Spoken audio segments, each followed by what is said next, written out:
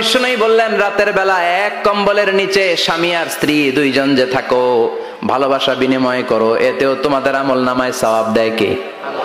এক সাহাবী বললেন, নবী এটা আবার কেমন কথা? স্ত্রীর সাথে ভালোবাসা বিনিময় করলে কেমন করে সওয়াব হয়? স্বামী স্ত্রীর প্রেম ভালোবাসাতে আবার সওয়াব আসবে কোত্থেকে? বিষ্ণুই বললেন এটাই ইসলাম। এই ভালোবাসা যদি স্ত্রীর সাথে শেয়ার না করে শালীর সাথে করো, গুনাহ আছে না নাই? ভাবির সাথে টাঙ্কি মারলে গুনাহ আছে না নাই? তো শালীর সাথে ভাবির সাথে যদি ভালোবাসা শেয়ার করেন, যদি গুনাহ হয়, নিজ স্ত্রীর সাথে ভালোবাসা শেয়ার করলে সওয়াব হয়। সুবহানাল্লাহ পড়েন।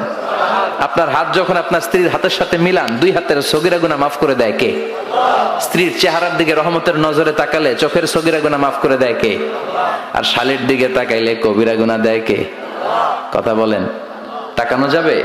আন-নাযার সাহমুন মাসমুম মিন সিহামি ইবলিস। দৃষ্টি হচ্ছে শয়তানের বিষ মাখানো তীরবানের মধ্য থেকে একটা ভয়ঙ্কর তীরবান।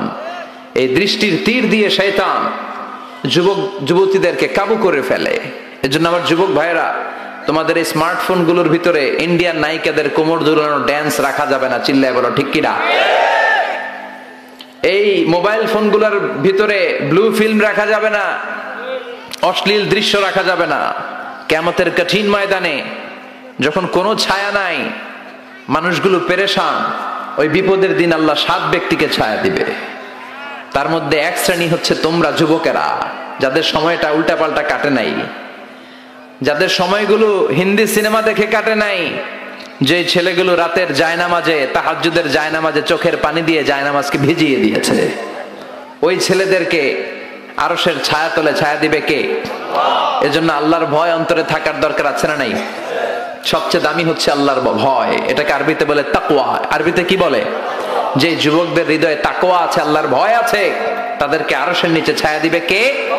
যাদের হৃদয়ে আছে আল্লাহর ভয়, তারা কভু পথ ভুলে যায় না।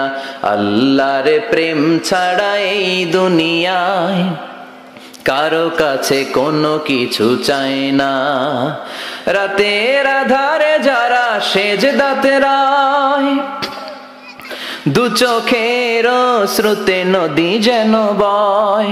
রাতের আধারে যারা সেজদাতে রায়, দু চোখের শ্রুতে নদী যেন বয়।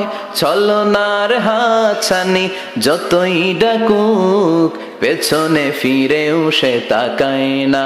যাদের হৃদয়ে আছে আল্লাহর ভয়, তারা কভু পথ ভুলে যায় না। আল্লাহর প্রেম ছাড়া এই দুনিয়ায় কারো কাছে কোনো কিছু চায় না, কারো কাছে কোনো কিছু চায় না। চিল্লায় বলেন ঠিক কিনা? এজন্য যুবকদের হৃদয়ে থাকতে হবে কার ভয়?